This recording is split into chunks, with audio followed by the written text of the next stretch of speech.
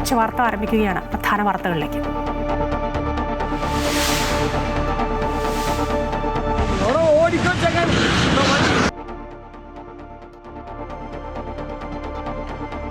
വയനാട് മേപ്പാടി മീനാക്ഷി പാലത്തിന് സമീപം മണ്ണിടിച്ചിൽ. അപകടം തുരങ്കപാത നിർമ്മാണ സ്ഥലത്ത്. ഒരു മരണം, 6 നിർമ്മാണ തൊഴിലാളികൾ ആശുപത്രിയിൽ. നിരവധി പേർ കുടുങ്ങിക്കിടക്കുന്നതായി സംശയം. തൊഴിലാളികളുമായി വന്ന ബസ്സും മണ്ണിനടിയിൽ.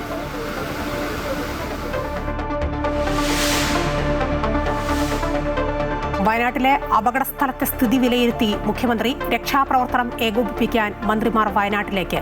NDRF സംഘം സ്ഥലത്തേക്ക്. ഒരു വീടും പള്ളിയും ബസ് സ്റ്റോപ്പും പാലവും പൂർണ്ണമായും മണ്ണിനടിയിൽ. ഇപ്പോഴും മണ്ണിടിച്ചിൽ തുടരുന്നു. പ്രദേശത്ത് ശക്തമായ മഴ. ഇന്നലെ മുതൽ പെയ്തത് അതിതീവ്ര മഴ. ചൂരൽമല ഭാഗത്തേക്കുള്ള ഗതാഗതം സ്തംഭിച്ചു.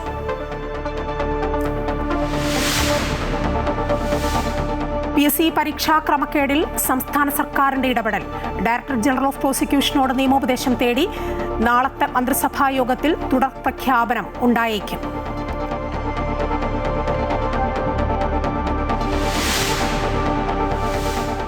കോറോ ഹെൽത്ത് ഓഫീസ് ഇന്നും തുറന്നില്ല. വെള്ളിയാഴ്ച വരെ ജീവനക്കാരെ ഓഫീസിൽ പ്രവേശിപ്പിക്കാമെന്ന ധാരണ ലംഘിച്ച് കമ്പനി. ജീവനക്കാർ ഓഫീസിന് പുറത്ത് നിൽക്കുന്നു. ജീവനക്കാരുടെ ഹാജർ നേരിട്ട് രേഖപ്പെടുത്തി ലേബർ ഓഫീസർ.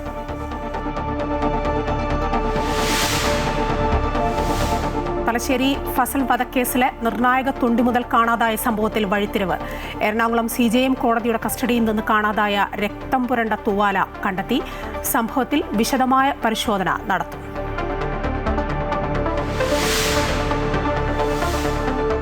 ഇന്തോനേഷ്യയ്ക്ക് അസ്ത്ര മിസൈൽ കൈമാറാൻ ഇന്ത്യ. IIM ബാംഗ്ലൂരു ക്യാമ്പസ് തുടങ്ങാനും ധാരണ. ഇന്തോനേഷ്യയുമായുള്ള ഇന്ത്യയുടെ ബന്ധം സവിശേഷമെന്ന് പ്രധാനമന്ത്രി നരേന്ദ്രമോദി. മോദിക്ക് ഇന്തോനേഷ്യയുടെ ആദരം. പരമോന്നത ബഹുമതിയായ ബിഗോഗ് ആദിപൂർണ സമ്മാനിച്ചു.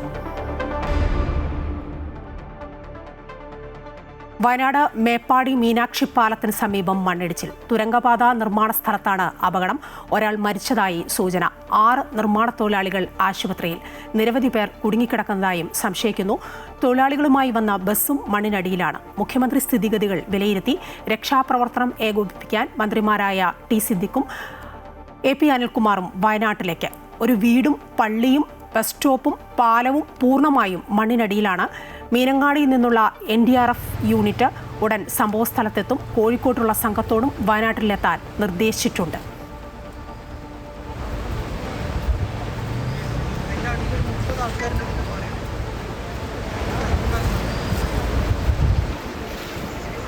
അനഘയിലേക്ക് പോവുകയാണ്. അനഘ, തുരങ്കപാത നിർമ്മാണ സ്ഥലത്താണ് അപകടം ഉണ്ടായിരിക്കുന്നത്. 6 പേരെ ആശുപത്രിയിലേക്ക് മാറ്റിയതായി അറിയുന്നു. ഒരാൾ മരിച്ചതായും സൂചനകൾ വരുന്നുണ്ട്. അവിടെ നിന്നും അറിയാനാവുന്ന ഏറ്റവും പുതിയ വിവരങ്ങൾ എന്തൊക്കെയാണ്? അതുപോലെ രക്ഷാപ്രവർത്തനം എങ്ങനെയാണ് പുരോഗമിക്കുന്നത്? നിലവിൽ ഇപ്പോൾ ഫയർഫോഴ്സിന്റെ സംഘമടക്കം ഈ സംഭവ സ്ഥലത്ത് എത്തിയിട്ടുണ്ട്. ഏതായാലും രക്ഷാപ്രവർത്തനം നിലവിൽ സാധ്യമായ രീതിയിലെല്ലാം തന്നെയുള്ള രക്ഷാപ്രവർത്തനം പുരോഗമിക്കുന്നുണ്ട്. JCB അടക്കം ഉപയോഗിച്ചുകൊണ്ടുള്ള ഈ മണ്ണ് നീക്കുന്ന പ്രവൃത്തികൾ അടക്കം നിലവിൽ ആരംഭിച്ചു കഴിഞ്ഞിട്ടുണ്ട്. വലിയ രീതിയിൽ ഈ പ്രദേശത്ത് മണ്ണടിഞ്ഞിട്ടുണ്ട് എന്നുള്ളതാണ് നമ്മൾ ഇപ്പോൾ മനസ്സിലാക്കുന്നത്. ഏതായാലും നിലവിൽ സാധ്യമായ രീതിയിലുള്ള ഈ ഹിറ്റാച്ചികൾ അടക്കം ഉപയോഗിച്ചു, ഹിറ്റാച്ചി JCB അടക്കം ഉള്ള യന്ത്രങ്ങൾ ഉപയോഗിച്ചുകൊണ്ടുള്ള രക്ഷാപ്രവർത്തനമാണ് തുടരുന്നത്. ഇത്തരത്തിൽ ഓഫ് റോഡേഴ്സ് അടക്കം ഈ സംഭവ സ്ഥലത്തേക്ക് എത്തുവാനുള്ള ഒരു ശ്രമത്തിലാണ്. ഇത്തരത്തിൽ വലിയ ഈ ഹിറ്റാച്ചി പോലെയുള്ള മറ്റു വാഹനങ്ങൾ കൂടുതലായി ഈ പ്രദേശത്തേക്ക് എത്തിയ ഈ മണ്ണ് നീക്കലുകൾ അടക്കം വളരെ പെട്ടെന്ന് പുരോഗമിക്കും എന്ന് തന്നെയാണ് നമ്മളിപ്പോൾ മനസ്സിലാക്കുന്നത്. നിലവിൽ അല്പസമയം മുമ്പ് നമുക്ക് ലഭ്യമായ വിവരം 8 പേരെ നിലവിൽ രക്ഷപ്പെടുത്തി മേപ്പാടിയിലെ സ്വകാര്യ ആശുപത്രിയിൽ നിലവിൽ ഇപ്പോൾ പ്രവേശിപ്പിച്ചിട്ടുണ്ട്. 8 പേരാണ്. 6 പേർ എന്നതിൽ നിന്ന് 8 പേരായി ഈ ആളുകൾ രക്ഷപ്പെടുത്തിയ ആളുകളുടെ എണ്ണം ഉയർന്നിരിക്കുന്നു. ഇതിൽ ഒരാളുടെ നില അതീവ ഗുരുതരമായി തുടരുന്നു എന്നത് തന്നെയാണ് ഏറെ പ്രധാനപ്പെട്ട കാര്യം. നിലവിൽ ഇപ്പോൾ ഒരു മരണമടക്കം നിലവിൽ സ്ഥിരീകരിച്ചിട്ടില്ല. പക്ഷേ അല്പസമയത്തിനുള്ളിൽ തന്നെ ഈ ഡോക്ടർ അടക്കം ഈ സംഭവ സ്ഥലത്തേക്ക് എത്തി ഈ രോഗിയെ പരിശോധിക്കും എന്നുള്ളതാണ് നമ്മളിപ്പോൾ ഈ ആശുപത്രി അധികൃതരുമായി സംസാരിച്ചതിൽ നിന്ന് നമുക്കിപ്പോൾ വ്യക്തമായിട്ടുള്ളത്. ഏതായാലും 8 പേർ നിലവിൽ ഇപ്പോൾ ഈ മേപ്പാടിയിലെ സ്വകാര്യ ആശുപത്രിയിൽ ചികിത്സയിൽ തുടരുന്നു. അതിൽ ഒരു രോഗി, അതായത് രക്ഷപ്പെട്ടതിൽ ഒരാളുടെ നില അതീവ ഗുരുതരമായി തന്നെ തുടരുകയാണ്. അല്പസമയം സമയത്തിനുള്ളിൽ ഈ രോഗിയെ ഡോക്ടർ വന്ന് പരിശോധിക്കും എന്നതടക്കമുള്ള ഏറ്റവും പ്രധാനപ്പെട്ട പുതിയ വിവരങ്ങളാണ് നമുക്ക് ഇപ്പോൾ നൽകുവാനായിട്ടുള്ളത്. ഏതായാലും ഹിറ്റാച്ചികളും JCBകളും അടക്കം ഈ സംഭവ സ്ഥലത്തേക്ക് എത്തിച്ചുകൊണ്ട് മണ്ണ് നീക്കി അടക്കം പരിശോധനകൾ അല്ലെങ്കിൽ മണ്ണ് നീക്കുന്ന ഒരു കാര്യങ്ങൾ തന്നെയാണ് നിലവിൽ ഇപ്പോൾ പുരോഗമിച്ചുകൊണ്ടിരിക്കുന്നത്. ഏതായാലും കാലാവസ്ഥ അതീവ ദുഷ്കരമായി തന്നെ എന്നുള്ളതാണ് ഏറ്റവും പ്രധാനപ്പെട്ട കാര്യമായ. അനഘ, അവിടെയുള്ള ഒരു വീടും അതുപോലെ തന്നെ പള്ളി, ബസ് സ്റ്റോപ്പ്, പാലം ഇതൊക്കെ പൂർണ്ണമായും മണ്ണിനടിയിലാണെന്ന് കേൾക്കുന്നു. തീർച്ചയായും അങ്ങനെയുള്ള ഒരു വാർത്ത തന്നെയാണ് നമുക്കിപ്പോൾ ലഭ്യമായിട്ടുള്ളത്. ഈ പ്രദേശത്ത് ഒരു തട്ടുകടയുണ്ട്. കാരണം ഈ ചുടപ്പള്ളിയിലേക്ക് നടക്കുന്ന ആളുകൾ ഈ തട്ടുകടയിൽ നടക്കുക ഇത് ഈ പ്രദേശത്തെ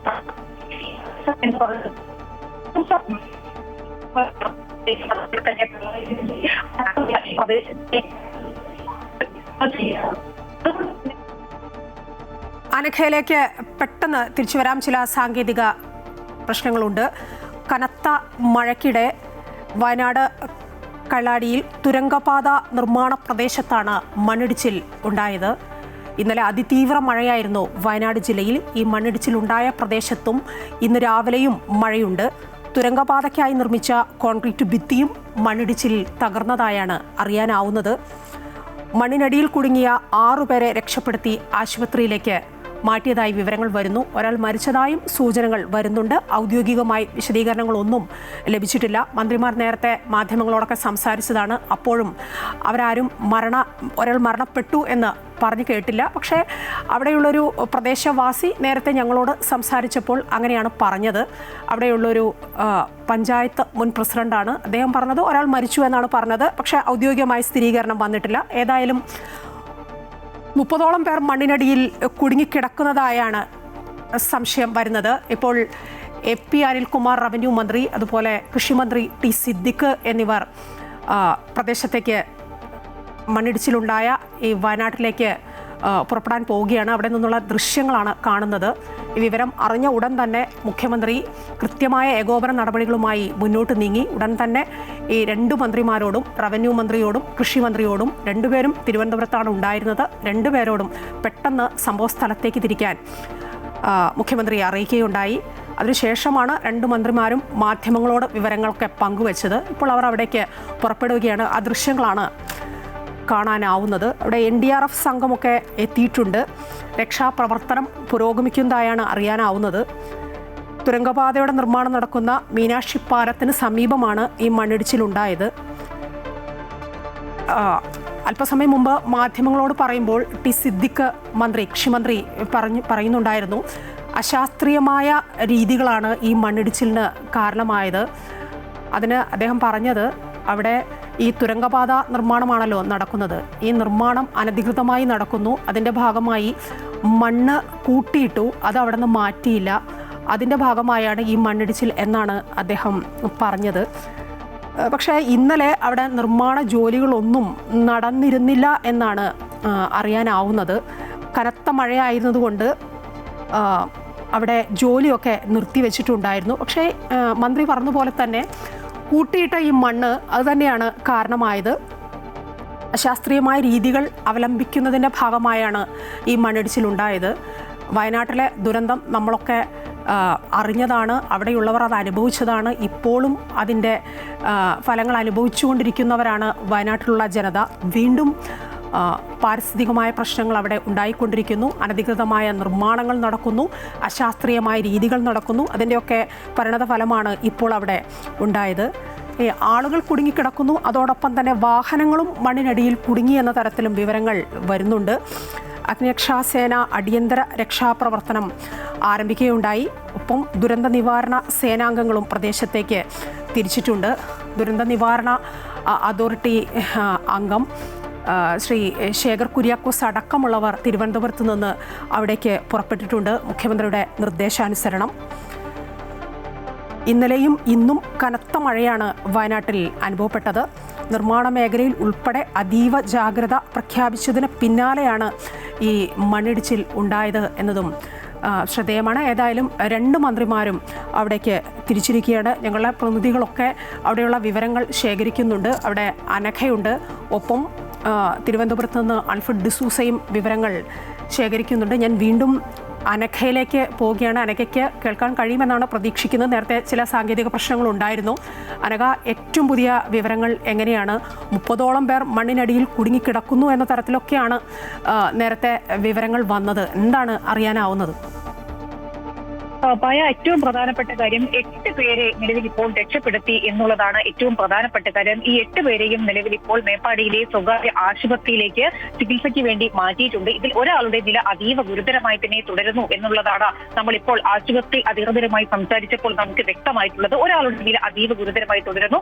അല്പസമയത്തിനുള്ളിൽ തന്നെ ഇയാളെ ഡോക്ടർ സന്ദർശിക്കും അല്ലെങ്കിൽ പരിശോധന നടത്തും എന്നുള്ളത് തന്നെയാണ് ഈ ആശുപത്രി അധികൃതർ നമ്മളോട് വ്യക്തമാക്കിയിട്ടുള്ളത്. അതായത് 8 പേരെ നിലവിൽ രക്ഷപ്പെടുത്തി ഈ സ്വകാര്യ ആശുപത്രിയിലേക്ക് നിലവിൽ ഇപ്പോൾ മാറ്റിയിട്ടുണ്ട്. ഈ ആശുപത്രിയിൽ ഈ 8 പേരും ചികിത്സയിൽ തുടരുന്നു എന്നുള്ളത് തന്നെയാണ് ഏറ്റവും പ്രധാനപ്പെട്ട കാര്യം. 30 പേരൊക്കെ ഈ മണ്ണിനടിയിൽ കുടുങ്ങിക്കിടക്കുന്നു എന്നതടക്കമുള്ള അഭ്യൂഹങ്ങൾ പരക്കുന്നുണ്ട്. പക്ഷേ അക്കാര്യത്തിൽ ഒന്നും തന്നെ സ്ഥിരീകരണമില്ല. പക്ഷേ നിരവധി ആളുകൾ ഇത്തരത്തിൽ കുടുങ്ങിക്കിടക്കുന്നുണ്ടാകും എന്നുള്ളൊരു അനുമാനത്തിൽ തന്നെയാണ് ഈ പ്രാദേശികമായി നമുക്ക് ലഭിക്കുന്ന വിവരങ്ങളിലൂടെയും നമ്മൾ ഇപ്പോൾ മനസ്സിലാക്കുന്നത്. ഏതായാലും ഹിറ്റാച്ചികളും JCBകളും അടക്കം ഉപയോഗിച്ചുകൊണ്ടുള്ള മണ്ണ് മാന്തിയുള്ള ഒരു പരിശോധനകൾ അല്ലെങ്കിൽ മണ്ണ് നീക്കിയുള്ള ഒരു പരിശോധനകൾ തന്നെയാണ് ഈ പ്രദേശത്ത് നിലവിൽ തുടരുന്നത്. ഈ മണ്ണ് നീക്കാൻ വേണ്ടി സാധിച്ചാൽ മാത്രമേ ഇത്തരത്തിൽ കൂടുതൽ പരിശോധനകൾ ഈ പ്രദേശത്തേക്ക് നടക്കൂ എന്നുള്ളതും ഏറെ പ്രധാനപ്പെട്ട കാര്യം തന്നെയാണ്. ഏതായാലും നിലവിൽ ഇപ്പോൾ കൽപ്പറ്റയിൽ നിന്നും അതുപോലെ തന്നെ സുൽത്താൻ ബത്തേരിയിൽ നിന്നും മാനന്തവാടിയിൽ നിന്നും അടക്കമുള്ള ഈ ഫയർഫോഴ്സിന്റെ കൂടുതൽ യൂണിറ്റുകൾ ഈ പ്രദേശത്തേക്ക് എത്തിയിട്ടുണ്ട്. ആദ്യഘട്ടത്തിൽ കൽപ്പറ്റയിലെ ഫയർഫോഴ്സ് സംഘം അടക്കം ഈ പ്രദേശത്തേക്ക് എത്തിച്ചേർന്നിട്ടുണ്ട്. ഏതായാലും രക്ഷാപ്രവർത്തനം സാധ്യമായ രീതിയിലെല്ലാം തന്നെയുള്ള ഒരു രക്ഷാപ്രവർത്തനം തന്നെ തുടരുകയാണ്. ഏറ്റവും പ്രധാനപ്പെട്ട കാര്യം ഇതൊരു ഒറ്റ പാതയായതിനാലാണ് ഇത്തരത്തിൽ കൂടുതൽ യൂണിറ്റുകൾ ഈ പ്രദേശത്തേക്ക് എത്തുന്നതിന് ഒരു പരിമിതിയുണ്ട് എന്നുള്ളത് തന്നെയാണ് ഏറ്റവും പ്രധാനപ്പെട്ട കാര്യം. കാരണം മേപ്പാടിയിൽ നിന്ന് മാത്രമേ ഈ പ്രദേശത്തേക്ക് നമുക്ക് എത്തിച്ചേരുവാൻ വേണ്ടി സാധിക്കുകയുള്ളൂ. മറ്റൊരു ഭാഗം ചൂരൽമലയാണ്. ചൂരൽമലയിൽ നിന്ന് ഇപ്പുറത്തേക്ക് നിലവിൽ ഇപ്പോൾ കടക്കുവാൻ വേണ്ടി സാധിക്കുകയില്ല. കാരണം മീനാക്ഷി പാലത്തേക്ക് മണ്ണ് ഇടിഞ്ഞ് പൂർണ്ണമായും അവിടെ ഗതാഗതം സ്തംഭിച്ച മണ്ണ് പൂർണ്ണമായും ഇടിഞ്ഞ ഒരു സാഹചര്യം അടക്കമാണ് നിലവിൽ ഉള്ളത്. ഏതായാലും സിദ്ദിഖ് അല്പസമയം മുമ്പ് വ്യക്തമാക്കിയിട്ടുള്ളത് ഇത്തരത്തിൽ കഴിഞ്ഞ ദിവസങ്ങളിലൊന്നും തന്നെ ഇത്തരത്തിൽ നിർമ്മാണ പ്രവർത്തനങ്ങൾ ഈ പ്രദേശത്ത് നടന്നില്ല എന്നുള്ള ഒരു കാര്യം സിദ്ദിഖ് വ്യക്തമാക്കുമ്പോഴും കുറച്ച് ദിവസങ്ങൾക്ക് മുമ്പ് തന്നെ ഇത്തരത്തിൽ ഈ വയനാട്ടിലടക്കമുള്ള ഈ പ്രാദേശിക മാധ്യമങ്ങളടക്കം റിപ്പോർട്ട് ചെയ്തിരുന്ന ഒരു പ്രധാനപ്പെട്ട കാര്യമുണ്ട്. ഈ കള്ളാടിയിൽ നിന്ന് ഈ തുരങ്കപാത നിർമ്മാണവുമായി ബന്ധപ്പെട്ടുകൊണ്ട് തന്നെ ശേഖരിക്കുന്ന മണ്ണുകളടക്കം ഈ മണ്ണുകൾ കൊണ്ടുപോകുന്നതടക്കം ഉള്ളതിനാൽ ഈ പ്രദേശത്ത് വലിയ ലോറിയിൽ ഈ മണ്ണ് ഇവിടെ നിന്ന് കൊണ്ടുപോകുന്നതിന് വലിയ ചളിയടക്കം ഈ പ്രദേശത്ത് ഉണ്ടായിട്ടുണ്ട്. ഈ വാഹനങ്ങളടക്കം നിരങ്ങിപ്പോകുന്ന അല്ലെങ്കിൽ ചളിയിൽ വീഴുന്ന ഒരു സാഹചര്യം അടക്കം നേരത്തെ അടക്കം ഈ പ്രാദേശിക മാധ്യമങ്ങളടക്കം അല്പ ദിവസങ്ങൾക്ക് മുമ്പടക്കം ഇത്തരത്തിൽ റെക്കോർഡ് ചെയ്തിരുന്നു. പക്ഷേ അപ്പോഴും ഈ പ്രദേശത്ത് ഇത്തരത്തിൽ അതീവ ദുർഘടമായിട്ടുള്ള അല്ലെങ്കിൽ അതീവ പരിസ്ഥിതി പ്രാധാന്യമുള്ള ഒരു മേഖലയായിട്ടുള്ള മേപ്പാടി പഞ്ചായത്തിലെ ഈ 3-4 വാർഡുകൾ ഉൾപ്പെടുന്ന പ്രദേശങ്ങളിൽ വരുന്ന ഇത്തരത്തിലൊരു തുരങ്കപാത നിർമ്മാണവുമായിട്ടുള്ള ഒരു മണ്ണ് നീക്കുന്ന ഒരു പദ്ധതി ഇത്തരത്തിൽ അശാസ്ത്രീയമായി തന്നെ കൈകാര്യം ചെയ്തു എന്നതടക്കമുള്ള ആശങ്കകളാണ് ഇത്തരത്തിൽ സിദ്ദിഖ് അടക്കം നേരത്തെ പങ്കുവച്ചിട്ടുള്ളത്. ഏതായാലും നിലവിൽ ഇപ്പോൾ സാധ്യമായ രീതിയിലെല്ലാം തന്നെയുള്ള രക്ഷാപ്രവർത്തനം ആദ്യഘട്ടത്തിൽ തുടരുകയാണ്. നിലവിൽ ഇപ്പോഴും ചെറിയ രീതിയിൽ അവിടെ മഴ ലഭിക്കുന്നുണ്ട് എന്നതടക്കമുള്ള കാര്യങ്ങളാണ് നമ്മൾ ഇപ്പോൾ മനസ്സിലാക്കുവാൻ വേണ്ടി സാധിക്കുന്നതുമായ. അനഘ, അവിടെ കുടുങ്ങിക്കിടക്കുന്ന ആളുകളെ രക്ഷപ്പെടുത്താനുള്ള ശ്രമങ്ങളൊക്കെ നടന്നുകൊണ്ടിരിക്കുകയാണ്. ഒപ്പം സമീപവാസികൾ അവരെ മാറ്റിയിട്ടുണ്ടാവും. അധികം ആളുകളും ഇല്ലാത്തൊരു പ്രദേശമാണ് എന്ന് അറിയുന്നു. എന്നിരുന്നാൽ പോലും അവിടെയുള്ള ആളുകളുടെ എന്തെങ്കിലും പ്രതികരണങ്ങൾ, എന്തെങ്കിലും വിവരങ്ങൾ അതൊക്കെ ലഭിക്കുന്നുണ്ടോ?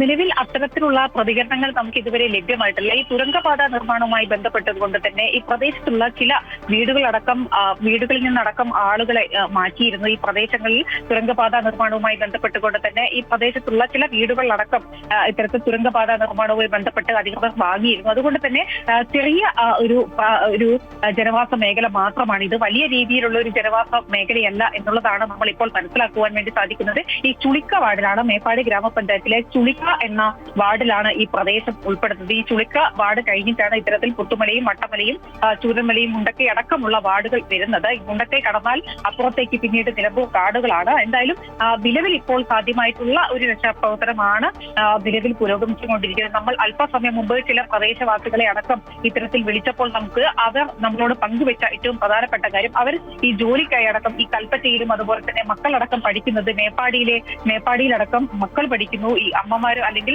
മാതാപിതാക്കളടക്കം ഈ കൽപ്പറ്റയിലോ മറ്റ് മേപ്പാടിയിലോ മറ്റ് സ്ഥലങ്ങളിലോ ഒക്കെ ജോലി ചെയ്യുന്നവരാണ്. അവർക്കിപ്പോൾ അവരുടെ വീടുകളിലേക്ക് വിളിക്കുമ്പോൾ പോലും ഈ പ്രദേശത്തെ ചൂരൽമലയിലേക്ക് അടക്കമുള്ള ആളുകളെ പലപ്പോഴും വിളിക്കുമ്പോൾ പോലും അവരെ വിളിച്ചാൽ കിട്ടുന്നില്ല എന്നതടക്കമുള്ള കാര്യങ്ങളാണ്. ഞാൻ അനഘയിലേക്ക് വരാം. ഇപ്പോൾ മേപ്പാടിയിലൊരു ജനപ്രതിനിധി പഞ്ചായത്ത് പ്രസിഡന്റാണ് ടെലിഫോൺ ലൈനിൽ ചേരുകയാണ്.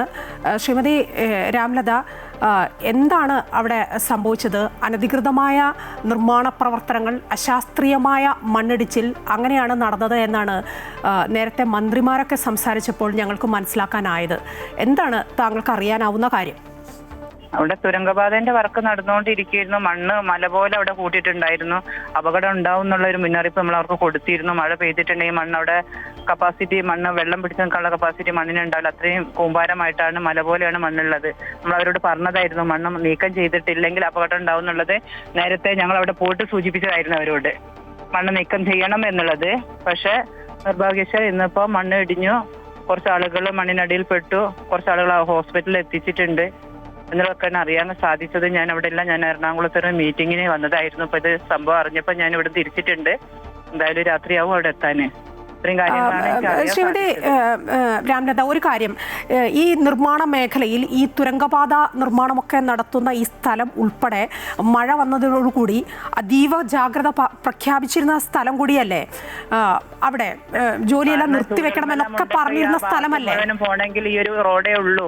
അപ്പൊ ആ മണ്ണിടിച്ചിൽ അതിന്റെ മുമ്പേ നമുക്കൊരു ഭീഷണിയായിട്ട് നിൽക്കുകയായിരുന്നു. ശരി, വളരെയധികം നന്ദി ഈ അവസരത്തിൽ ഞങ്ങളോട് പ്രതികരിച്ചതിന്.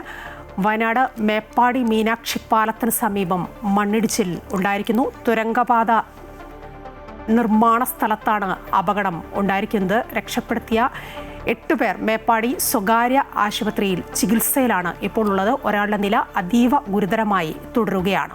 വയനാട് മേപ്പാടി മീനാക്ഷി പാലത്തിന് സമീപം മണ്ണിടിച്ചിലുണ്ടായതിനെ തുടർന്ന് രക്ഷാപ്രവർത്തനങ്ങൾ പുരോഗമിക്കുകയാണ്. തുരങ്കപാത നിർമ്മാണ സ്ഥലത്താണ് അപകടം ഉണ്ടായത്. വീണ്ടും അനഘയിലേക്ക് പോവുകയാണ്. അനഘ, രക്ഷാപ്രവർത്തനങ്ങൾ കാര്യമായി തന്നെ നടക്കുന്നുണ്ടല്ലോ അല്ലേ അവിടെ?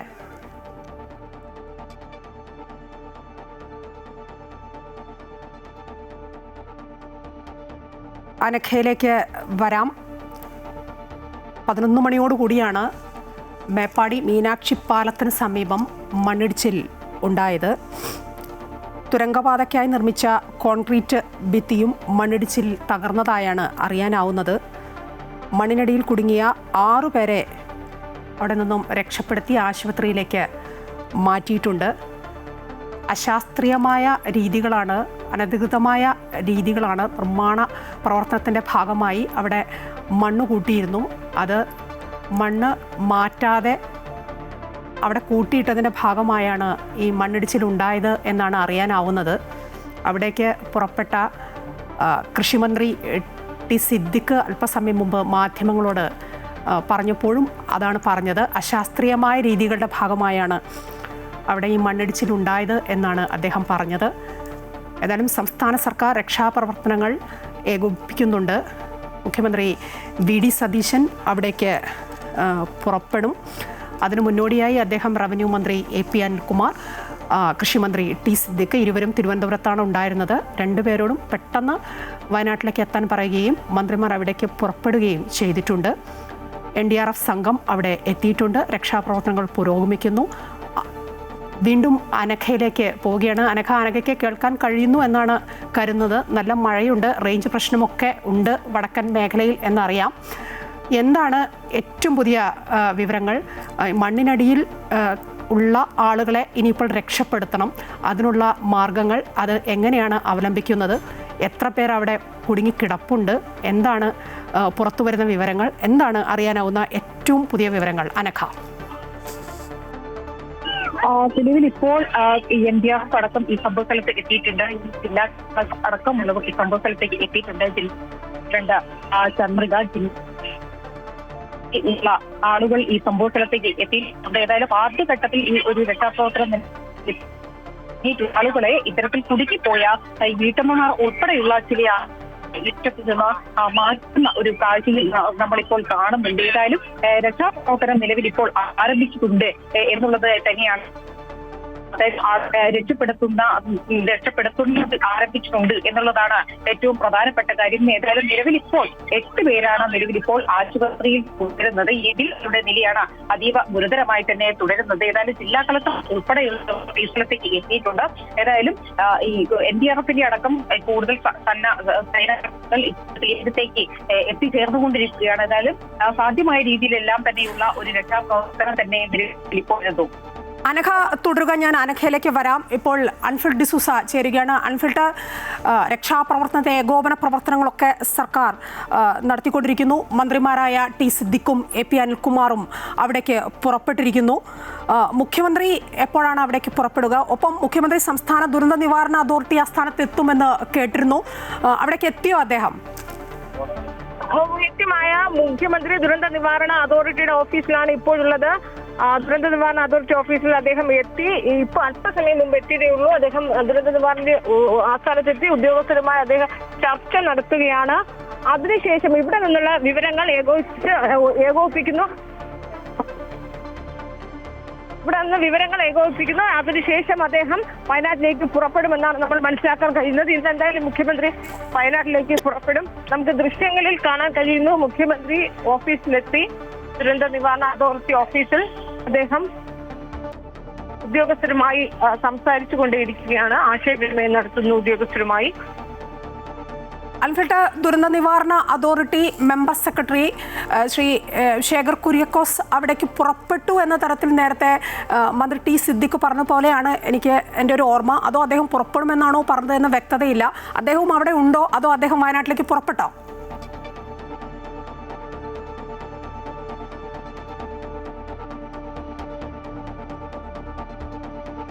ഉദ്യോഗസ്ഥരുമായാണ് മുഖ്യമന്ത്രി VD സതീശൻ ഇപ്പോൾ സംസാരിച്ചുകൊണ്ടേയിരിക്കുന്നത്. അവിടെ നിന്ന് ദുരന്ത നിവാരണ അതോറിറ്റി ഓഫീസിൽ നിന്നുകൊണ്ട് തന്നെ അദ്ദേഹത്തിന് കൃത്യമായ വിവരം, അതായത് വയനാട്ടിൽ ഇപ്പോൾ എന്താണ് അവസ്ഥ, ഏതെങ്കിലും രീതിയിൽ കാഷ്വാലിറ്റി കൂടിയിട്ടുണ്ടോ, അതിനപ്പുറത്തേക്ക് അടിയന്തരമായി ചെയ്യേണ്ട സംവിധാനങ്ങളൊക്കെ തന്നെ ഒരുക്കിയിട്ടുണ്ടോ, പ്രവർത്തനം എത്രത്തോളം ഏകോപിപ്പിച്ചിട്ടുണ്ട്, ഈ കാര്യങ്ങൾ നേരിട്ട് വിലയിരുത്തുന്നതിന് വേണ്ടിയാണ് മുഖ്യമന്ത്രി VD സതീശൻ ദുരന്ത നിവാരണ അതോറിറ്റി ഓഫീസിൽ നേരിട്ടെത്തി ഉന്നത ഉദ്യോഗസ്ഥരുമായി കൂടിക്കാഴ്ച നടത്തുന്നു, ആശയവിനിമയം നടത്തുന്നു. അതോടൊപ്പം തന്നെ വേണ്ട നിർദ്ദേശങ്ങൾ നൽകുന്നു. ഒപ്പം തന്നെ മന്ത്രിമാരെ ടി സിദ്ദിഖും AP അനിൽകുമാറും വയനാട്ടിലേക്ക് പുറപ്പെട്ടു കഴിഞ്ഞിരിക്കുകയാണ്. ഒപ്പം തന്നെ മറ്റു മന്ത്രിമാരും ആവശ്യമെങ്കിൽ, പ്രത്യേകിച്ച് ആഭ്യന്തരമന്ത്രി ഇതിനോടൊപ്പം വേണ്ട നിർദ്ദേശം, അതായത് ഫയർഫോഴ്സ് ഒപ്പം തന്നെ മറ്റ് വകുപ്പുമായി ബന്ധപ്പെട്ട് ഏത് രീതിയിലുള്ള അടിയന്തര സാഹചര്യം നേരിടാനായി എല്ലാവിധമായ നിർദ്ദേശങ്ങളും ഫയർഫോഴ്സ് ഉദ്യോഗസ്ഥർക്ക് അടക്കം തന്നെ വകുപ്പുകൾക്ക് ആഭ്യന്തര നിർദ്ദേശം നൽകിയിട്ടുണ്ട്.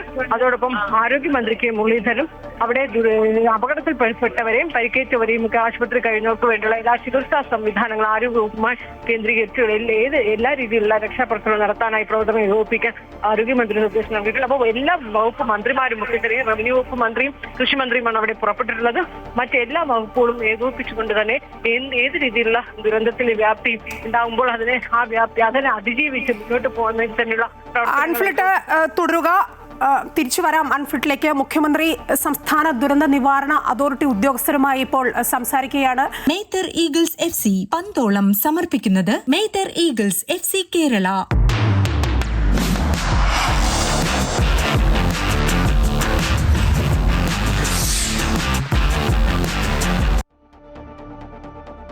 ആറാം ലോകകപ്പിലും കിരീടമില്ലാതെ ക്രിസ്ത്യാനോ റൊണാൾഡോ. പോർച്ചുഗലിനെ കീഴടക്കി സ്പെയിൻ ക്വാർട്ടറിൽ. മറുപടിയില്ലാത്ത ഒരു ഗോളിനായിരുന്നു സ്പാനിഷ് സംഘത്തിന്റെ ജയം. ക്രിസ്ത്യാനോ റൊണാൾഡോയുടെ ലോകകപ്പ് സ്വപ്നങ്ങൾക്ക് കൂടിയാണ് ഡാലസിൽ തിരശ്ശീല വീണത്. ക്വാർട്ടറിൽ സ്പെയിനാണ് ബെൽജിയത്തിന്റെ എതിരാളി. സ്പെയിനോട് തോറ്റ് പുറത്തായതിന് പിന്നാലെ പോർച്ചുഗലിന്റെ മുഖ്യ പരിശീലക സ്ഥാനം ഒഴിഞ്ഞ് റോബർട്ടോ മാർട്ടിനസ്. ലോകകപ്പ് വേദിയിൽ ഇനി ക്രിസ്ത്യാനോ റൊണാൾഡോ ഇല്ല. ഈ ലോകകപ്പിൽ ഇനി പോർച്ചുഗലുമില്ല. ഇഞ്ചുറി ടൈമിലെ ഗോളിലൂടെ പോർച്ചുഗലിന്റെ സ്വപ്നങ്ങൾ തകർത്തെറിഞ്ഞാണ് സ്പാനിഷ് പട ക്വാർട്ടറിലെത്തിയത്. പകരക്കാരനായി എത്തിയ മൈക്കിൾ മെറീനോ ഇഞ്ചുറി ടൈമിൽ നേടിയ ഗോളാണ് പോർച്ചുഗലിന്റെയും റൊണാൾഡോയുടെയും ഫൈനൽ പ്രതീക്ഷകൾ തകർത്തത്. മത്സരത്തിന്റെ 91-ാം മിനിറ്റിലായിരുന്നു മെറീനോ വിജയ ഗോൾ നേടിയത്. പരിക്കേറ്റതിനെ തുടർന്ന് പോർച്ചുഗലിന്റെ പ്രധാന പ്രതിരോധ താരം ന്യൂനോ മെൻഡസിനെ മത്സരത്തിനിടയിൽ പിൻവലിക്കേണ്ടി വന്നത് പോർച്ചുഗൽ നിരയ്ക്ക് വലിയ തിരിച്ചടിയായി. അങ്ങനെ ആറാം ലോകകപ്പിലും കിരീടമില്ലാതെ ക്രിസ്ത്യാനോയുടെ മടക്കം.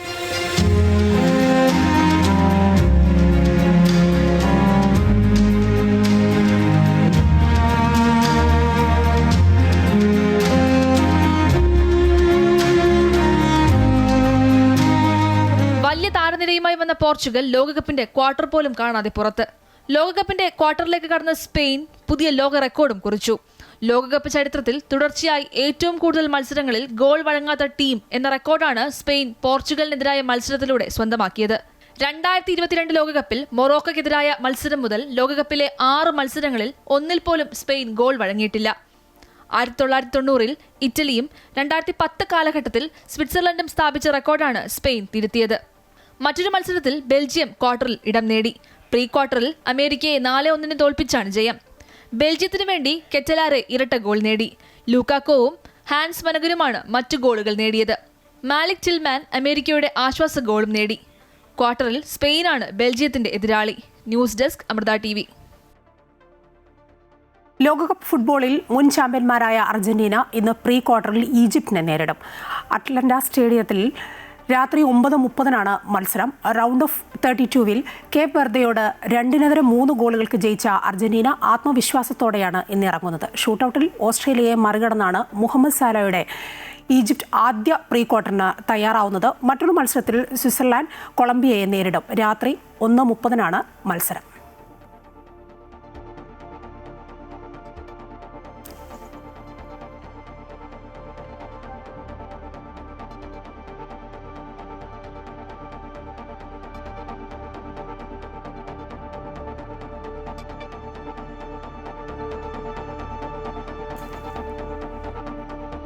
വയനാട് മേപ്പാടി മീനാക്ഷി പാലത്തിന് സമീപം വലിയ മണ്ണിടിച്ചിലാണ് ഉണ്ടായത്. തുരങ്കപാത നിർമ്മാണ പ്രവർത്തനം നടന്നിരുന്ന സ്ഥലത്താണ് അപകടമുണ്ടായത്. രക്ഷപ്പെടുത്തിയ 8 പേർ മേപ്പാടി സ്വകാര്യ ആശുപത്രിയിൽ ചികിത്സയിൽ കഴിയുകയാണ്. ഒരാളുടെ നില അതീവ ഗുരുതരമായി തന്നെ തുടരുന്നു.